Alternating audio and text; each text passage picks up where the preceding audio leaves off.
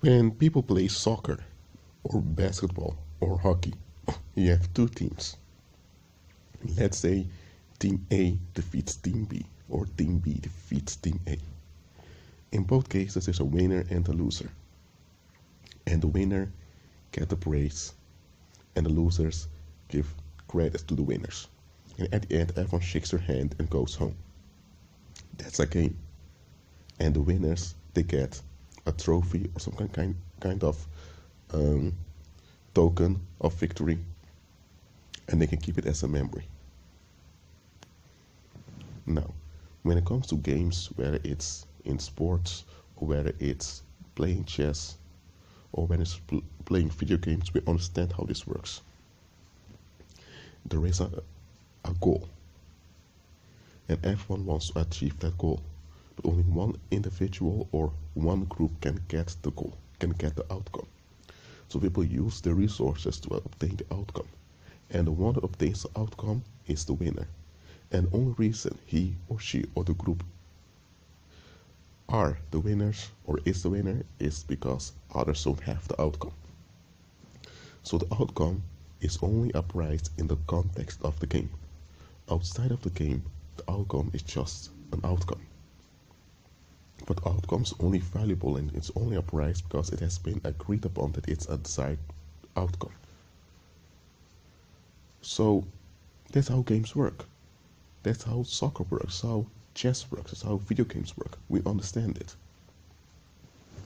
What if there was a game that you would play, but in this game, you're not aware you're playing a game. You think this is how things are. So there is a game, and people don't tell you it's a game. They condition you that this is the real deal. And not only that, your life, or better said, your well-being depends on you participating in this game. Because you can't say you don't want to participate, because if you don't participate, you get no food, you get no water, you get no social context, so you die. Now, dying is a real thing people want to avoid, and justly so. So they give in to the conditions of the game. But they're not aware it's a game. And in the game they tell you, these are the desired outcomes. If you obtain these desired outcomes, you're valuable as a human being. If you don't obtain them, people have a right to mistreat you and throw their garbage on you. Now, nobody wants to be in the position where others are throwing their garbage mentally, emotionally, physically on them.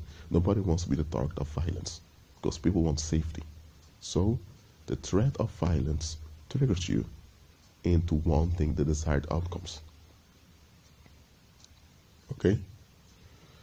Now, let's say you play this game and you finally win at one of those desired outcomes. But then you realize, hold on a minute. I thought after getting this outcome, I would be free. But now, I don't feel free. Now I feel stuck. But because you invested so much in the desired outcome, you deny the frustration you're feeling because you think I shouldn't feel frustrated like this. Others obtain this outcome before me and they're perfectly fine. So you keep up the appearance that you are fulfilled, while the opposite is true. And it's only later that you realize that what you're doing now is what all those others before you did. They kept up the appearance so that they wouldn't have to face the truth that they have been lied to, that they've been conned all those years, and that they cannot get back all those years. So now that you're keeping up the appearance, others, let's say the next generation, is looking at you and they think, whoa, he made it, he has it, and now they want to become like you. And those that win in the context of the game will figure out sooner or later that something is amiss. But just like you, they will repress it and they will blame others for it. Whether it's the migrants or whether it's those without a job or whether you name it. Now, you may understand already which game I'm talking about here. It's the game we're all conned into playing. and we're not even aware that we're playing this game. It's the game called society. Society is a sacrificial con game. Not just a game, because in a game you know it's a game. You know that the outcome of the game does not determine life or death. You know that the outcome of the game is not in itself that valuable, but it's only valuable because people agreed upon it's valuable. A game is often a tool to generate friendships. That's why you love sports, because the people that love sports also, you can form bonds with them. So games are a tool. Games are never an end in. But society, which is a con game, teaches you that the game that you're tricked into playing is all there is. And because you are trained to think that's all there is, you don't see it as a game. You see it as a real deal. That's why you invest everything of your whole being into it. And that's why every victory you obtain on the conditions that society has conditioned you into will backfire on you later on. I've said it. Every victory or every advantage you obtain on the terms of society will backfire on you. But most people never realize when the benefits of society backfire on them. And here's the thing, they have to backfire on you because it's a con game. You have been robbed. It goes like this. Let's say someone is hungry and someone needs food. And because someone is hungry, they really want food. They don't care what type of food it is. As long as it's normal food, they want it. So you have this guy or woman comes to you and says, okay, you want food? I have food there for you. But you need to give me all that gold and silver over there. And you think gold, silver, what gold and silver? The only thing I see are a few rocks over there. So you hand over all those rocks that you had in your backyard. And after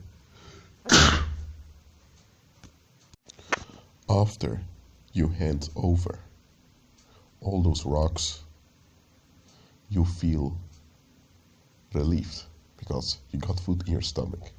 So you're all right. And you think all those rocks are gone. But those rocks weren't really rocks. Those rocks were unprocessed gold and silver.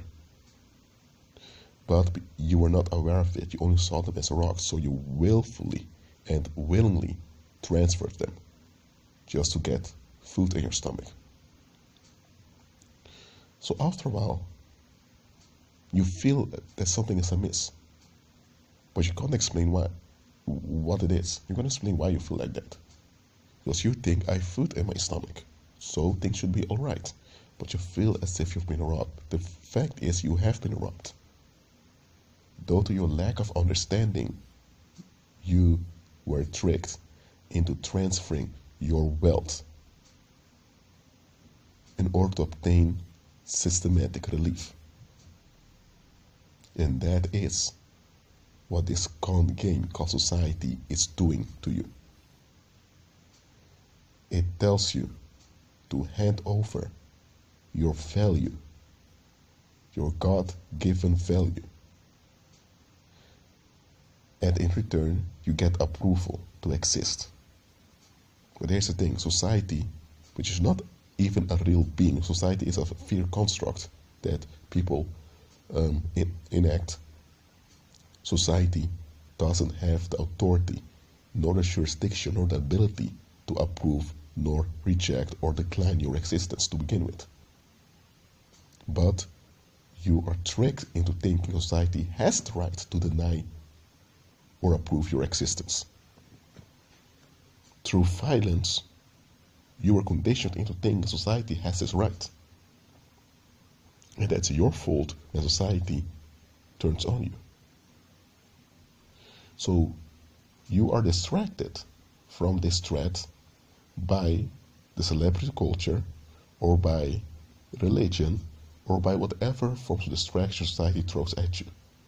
Some are more into the sports distraction, others are more into the religious distraction, others are more into humanistic or atheistic distraction. It doesn't matter. You are being distracted from seeing you've been robbed. That is the big taboo that keeps the system going, that keeps society moving. Society never develops. Society cannot develop. Society is a fear construct, and there is no development in fear whatsoever. There's only stagnation and, how to say, there's only destruction within fear.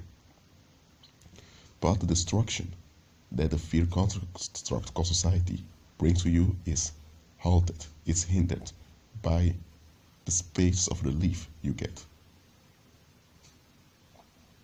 So it's a con game, however you look at it. So there is no real authentic winning when it comes to society. You only have artificial or theatrical win, which is sustained by society itself. Outside of the conditions and terms of society, there is real winning. But you have been trained to only think within the terms and conditions of society. Because you still think that the game is the real deal. You have been trained to think that everyone that neglects or forfeits the conditions of society are to be shunned. And because you don't want violence to be thrown at you, you don't want the consequences of being labeled a loser, you comply with this thing called society. And look, it comes down to this.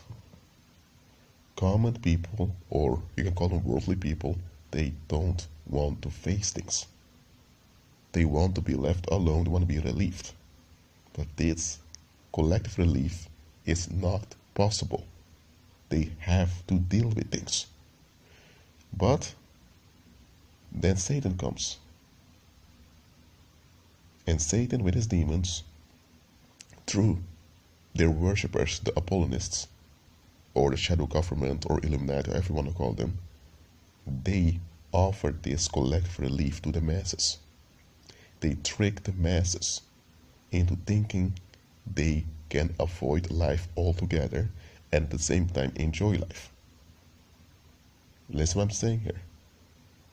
Satan cons the masses into thinking they can avoid life and all the responsibilities and obligations that come with life, and at the same time enjoy life. Let me repeat it. Satan cons the masses into thinking they can avoid real life with all the responsibilities and obligations that come along with it, and at the same time enjoy life. That's not possible. You can't have the one without the other. So, society conditions you to forfeit real life for merely a mechanical existence that's rewarded by either a paycheck or by the approval of those that robbed you. That's what society does. There is no real winning under the conditions and terms of society. You will never find it, so stop looking for it over there. Agree with Christ.